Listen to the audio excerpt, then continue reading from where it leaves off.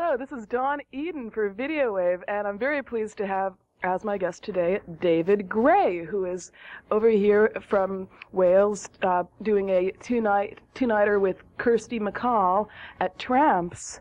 Thanks a lot for coming down. Actually, thanks for letting us up, since we're in a meeting room at the Loews New York Hotel. What do you think of New York hotels in general compared to like other hotels you've been to? They're fantastic. I'm particularly fond of the lobby here. It's got the best lobby I've so far experienced. Why wouldn't you let us do this interview in your room? What are you hiding in your room? I picture... Let's call it an ambience. There's a certain smell created by two men having been in there for 3 days, smoking, drinking, farting, and all other bodily functions. Well, not all, but it wouldn't be pleasant. I'm sure it would actually probably dissolve the film, too. The acidic quality of it, I guess. Now, A Century Ends is your first ever... well, actually, no, you had one, like, single out before the actual release of your CD, A Century Ends, right? I don't know how it worked in America. I know that Wisdom came out. And that the album, after the album, and that The Shine's just coming out now. So that's all I know, really. Now, what made you call your CD A Century Ends? It was one of the songs on the record. I just liked it. I thought it was a simple, open-ended kind of thing. Just out of curiosity, I mean, I've read enough in your press to know that you like some, 60s and 70s songwriters like Dylan and Van Morrison. Were you inspired at all by that Phil Ochs lyric, "Century is bending, have a very happy ending, to the victor go the ashes of the spoils"? No. Just thought I'd ask. In one of your bios, you're talking about how you first got turned on to earlier music growing up. Could you tell us a little about that? Like, how you first got turned on to music beyond what was on the top of the pops at the time? I just heard it. I mean, like, my dad had a tape or something, and we were driving, and he stuck it on, and that was it. Was that like Blonde on Blonde or something? No, it was like an acoustic one. I don't know which. Maybe it was the Greatest Hits, actually. It might have been the Greatest Hits. I remember that very well. I was really into that. It's All Over Now, Baby Blue. That was one of the songs. Brilliant song. And then you probably heard Van Morrison and them's version of that later on, too. Yeah, that's a great... It's got that crying like a fire in the sun lyric. I remember being knocked out by that one. I know. I love that. It's a sort of... I always see it as a pre-Rolling Stone song. It's like the same song, same idea, but pre-Rolling Stone. I think Like a Rolling Stone is the sort of same concept. Who do you think It's All Over Now, Baby Blue was about? It doesn't matter, really. Yeah, I have no idea. I'm not interested in that kind of... And it could speak for a generation, too. It's more of a generational thing, sort of like times they are changing, I guess, too. I mean, just as far as, like, it's all over now for the generation that was not willing to change. Yeah, right, okay. Where did you first start playing live? Was it in Wales? Well, I did have a band at school, a sort of punk band called the Vacuums, then called the Prawns. Oh, I love it! But that's where I played the first gigs I ever did. But really, it started properly when I went to art school in Liverpool, and I played there. A lot of excellent musicians went to art school in Liverpool. Do you still do any? Do you still do any graphic art? I did fine art, painting. So I stopped about 1.5 years ago because I just didn't have any more time, basically. Did you think of doing the graphics for any of your discs? No, I didn't cross my mind. I mean, my paintings aren't really... I can't imagine them on the cover of an album. I hate all that stuff as well. That's the only thing I don't really like about the Joni Mitchell record. Oh, right. I find it a bit sort of predictable, isn't it? Right. Art and crafts grey, Moving his own suit at the same time. We're about we're about to see your video Shine. Did you have any input in terms of the design of that video? Or did you come up with the concept for it? I sort of curtailed all stupid ideas, and basically we just ended up with them filming me. So I don't know how much input I had. I just stood there and strummed like a moron, as you do. Well, I haven't seen this yet, so this will be new for me too. Here's David Gray with Shine.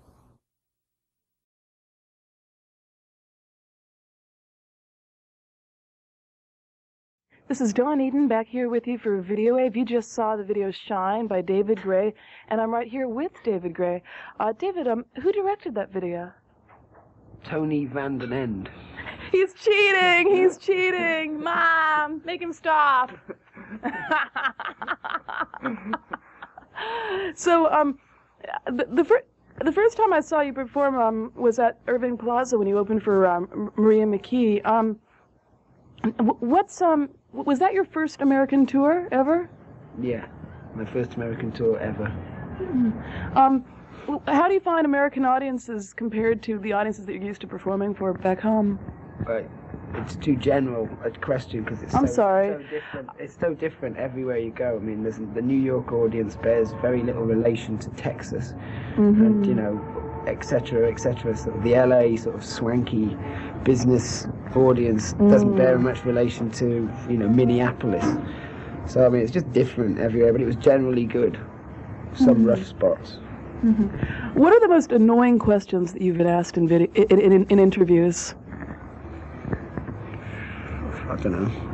Someone asked me where the creative spark comes from. You get questions like that. Stupid questions, completely unanswerable. As if you can, it comes from over there. I order my creative spark, actually, regularly. From Creative Spark Inc. I don't know. They get asked loads of stupid questions of me. I think probably a reason why they ask you stupid questions is because people aren't used to hearing an artist whose voice and lyrics come as much from the soul as yours do. People like to be able to put a finger on it and say it comes from there, rather than to say it comes from, the air, which is what people... Yeah, everyone knows it does. I mean, you don't have to think about it too hard. How many songs have you written?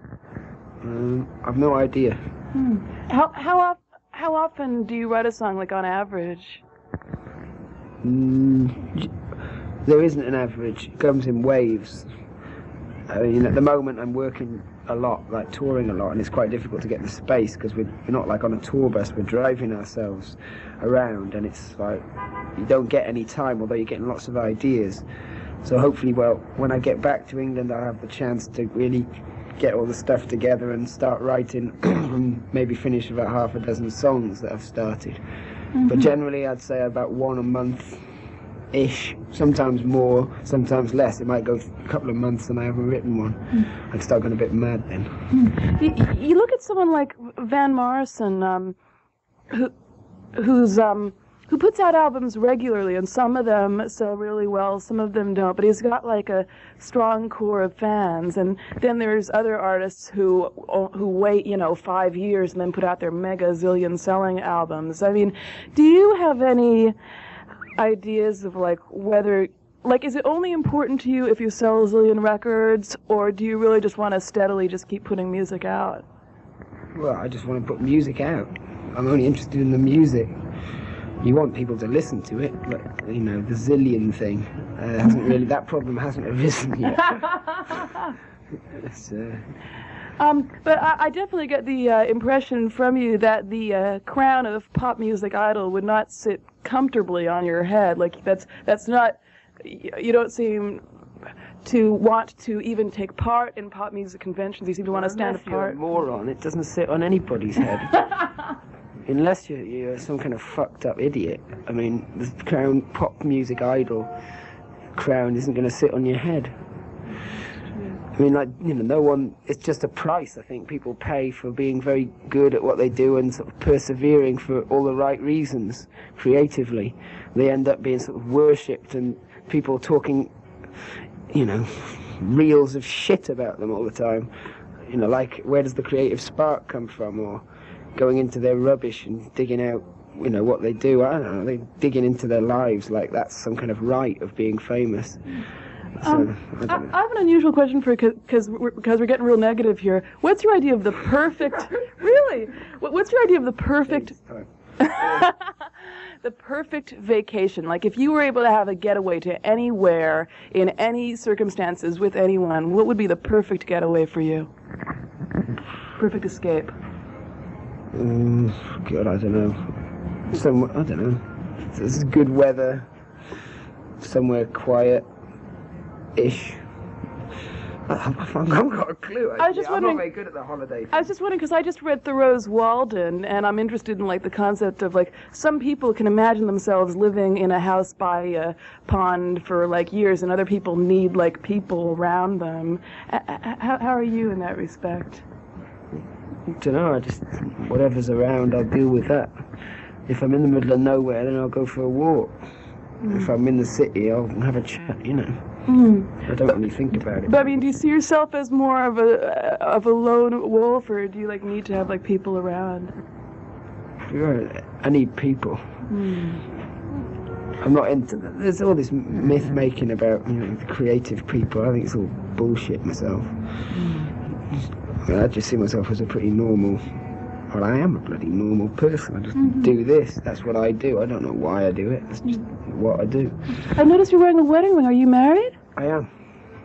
Is your wife? I've done it all. At the age of 25. I know. I'm really impressed. All I've got left is death, which is a kind of crushing thought, really. But you'll wait at least Sorry, till. I'm getting negative again. I'm going to take my shades off. But you'll wait at least till the century ends for that, right? Yeah. At least. Well, I'd like to thank you very much for letting us come up here. I've been with David Gray, who has an album, A Century Ends, on Caroline Records, and this is Dawn Eden for Videowave.